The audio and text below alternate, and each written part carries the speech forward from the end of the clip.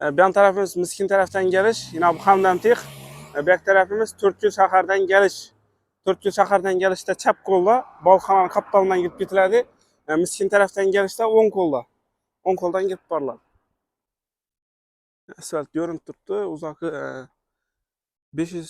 400 metre 500 metre asfalttan gidip gelesiz. Asfalttan geldiğinde keyin şu yine çap kolda.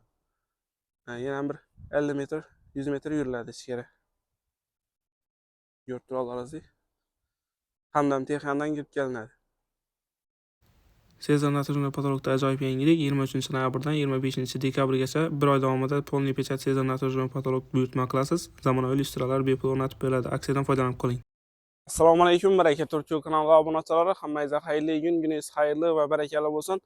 Bugun sizlarga Turkiya tuman paxtachi ofiyi birinchi bo'limda joylashgan joyni reklama etacakman. Umumiy yer maydoni 24 sotik. Gaz, svet, suv hamma narsa bor. Maktabim yaqin. Hozir maktab salonda 77-maktab. Umumiy yer maydoni 24 sotik. Chegarasi inan shu chetdan boshlanadi. Bagi molxonani chetinacha. Molxonani biragi chetinacha. Yer maydoni 40 metr, 60 metr. Inan shu joy sotiladi. Dokumentlari 100% taq. Egasini bemalol aloqa chiqarasizlar. Chorvoqdan yig'ilgan bo'lsa, keyin chorvoqi yerlari ekilib turadigan yer, yeri yaxshi yer. Dambisi diklangan, qo'shimcha xonalari sazanglar bo'ladi joyni orqa tarafına. Böyle malxona ondan diklanib turibdi ekan. Ko'rib turalaringizdek. Şöyle dambu diklanib turibdi. Chegarasi shu yashil bo'lib turgan yeracha. Yashil bo'lib turgan yer bera qaramaydi, bu joyga qaramaydi. Yashil bo'lib turgan yeracha chegarasi. Bu taraf chegarasi yana bu taraklaracha.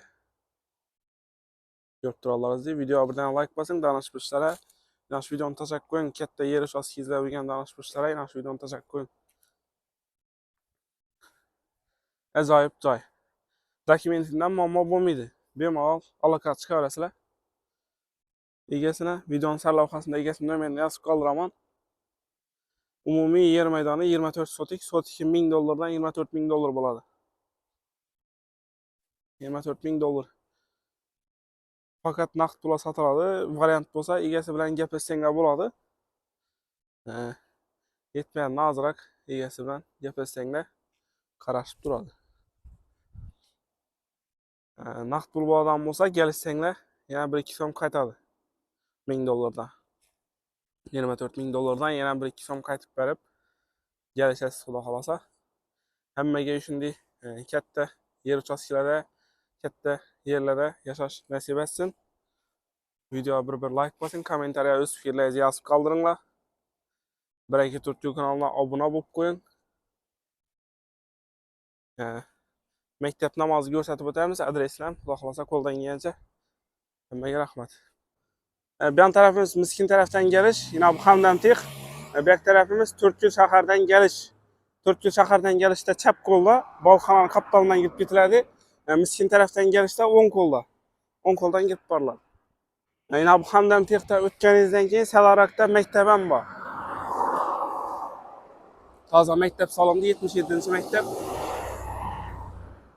Binan ağzı görünmüyor ekan.